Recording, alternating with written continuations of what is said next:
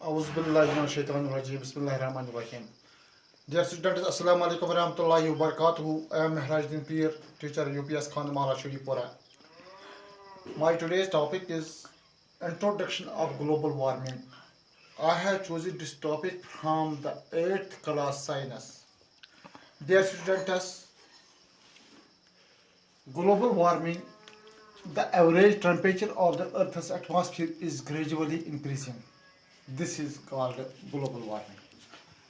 जैसा कि आप जानते हैं कि हमारे ज़मीन की सतह पर जो टेम्परेचर इंक्रीज़ होता है इसको हम ग्लोबल वार्मिंग कहते हैं।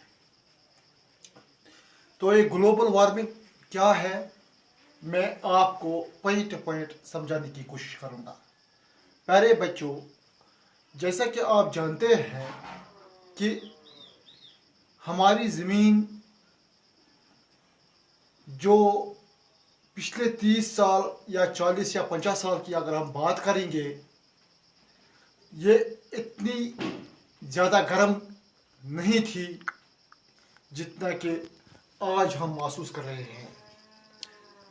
जैसा कि हमने अपने जो एंसेस्टर्स हैं उनसे सुन लिया है, अपने ग्रैंड पेरेंट्स से सुन लिया है कि हमारी इस रियासत जम्मू कश्मीर के अंदर बहुत ही खतरनाक बर्फबारी हुआ करती थी विंटर के महीने में, और अच्छा खासा फसल या बारिश गर्मी के मौसम में होती थी। लेकिन कुछ नामालूम वजूहात की बिना पर अगर आज हम देखेंगे, सर्दियों में यानी विंटर में बर्फ़ बहुत कम पड़ती है और गर्मियों में जो ये बारिश है वो भी बहुत कम बरसती है। वजह क्या है? What is the reason behind it? Dear students, as you know that it is due to the global warming. Before that, this global warming was a Western concept. Now today, we are facing global warming in our state J&K. In our state, we cannot differentiate between the seasons. We are unable to differentiate between the seasons, summer and winter. और दूसरी बात यह है कि कश्मीर के अंदर जो अहम बुलंद तरीन चोटियों पर जो ग्लेशियर्स हैं वो मेल्ट होना शुरू हो गई हैं, लेकिन कहा जाता है कि कोली ग्लेशियर जो है उसका 16% ऑलरेडी तो रिड्यूस हो चुका है। ये क्यों हो रहा है, इसके वजूहात क्या है? प्यारे बच्चों, जैसा कि आप जानते हैं कि जो human activities like burning of fossil fuels, ये जो है इससे क्या हुआ है कि कुछ ग्रीन हाउस गैसेस हमारी इस फिजा में चले गए हैं, जिसने इस प्लैनेट को बहुत गर्म कर दिया, बहुत गर्म बना दिया, और जिस गर्मी की वजह से जो ये ग्लेशियर्स हैं ये मेल्ट होने लगे। फैक्ट्रीज और इंडस्ट्री से निकलने वाला धुआं, जिसने न सिर्फ एयर को पोल्यूट ही किया बल्कि हवा को गर्म भी कर दिया, उसकी वजह से जो ग्लोबल वार्मिंग है वो अरूज पर पहुंच गई। अब ग्लोबल वार्मिंग से क्या क्या नुकसानात हुए, जैसा कि आप जानते हैं,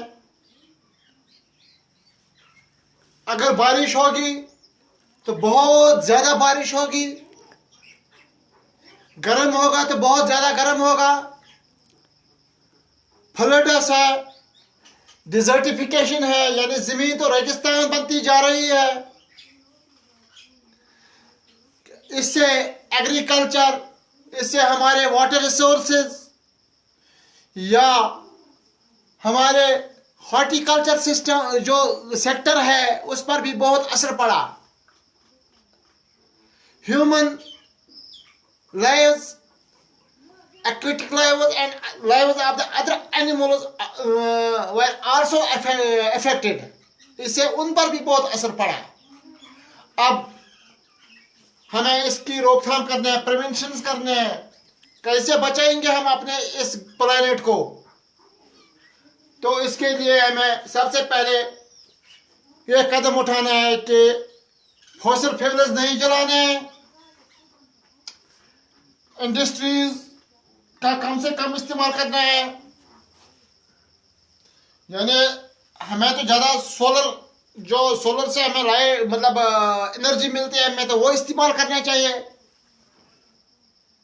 फैक्ट्री से धुआं जो निकलता है उसको हमें रोकथाम करना चाहिए, यानी डिक्रीज करना चाहिए उसकी लेवल को। और सबसे और एक अहम चीज है क्लोरोफ्लोरोकार्बन। क्लोरोफ्लोरोकार्बन कंपोनेंट जो हमारे रेफ्रिजरेटर्स होते हैं वो उन्हीं के अंदर होता है। उससे भी जो हमारा एनवायरनमेंट है वो पोल्यूट होता है। इससे भी ग्लोबल वार्मिंग हो जाती है। मीथेन है, यह भी और एक गैस है जिससे भी ग्लोबल वार्मिंग हो जाती है। प्यारे बच्चों, ये ग्लोबल वार्मिंग कब से शुरू हुई है? ये उस वक्त से शुरू हुई है जब से इस दुनिया पर इंसान आया है, क्योंकि उसने उस वक्त से फॉरेस्ट काटना शुरू किए और आग जलाना। तो ये ग्लोबल वार्मिंग उसी वक्त से है। लेकिन 30 साल पहले ये वेस्टर्न कंसेप्ट था, लेकिन आज तो हम फेस कर रहे हैं। अब इसके लिए हमें क्या करना है, कौन से कदम उठाने चाहिए, वो इंशाल्लाह अगले टॉपिक में पढ़ेंगे। तब तक के लिए खुदा हाफिज।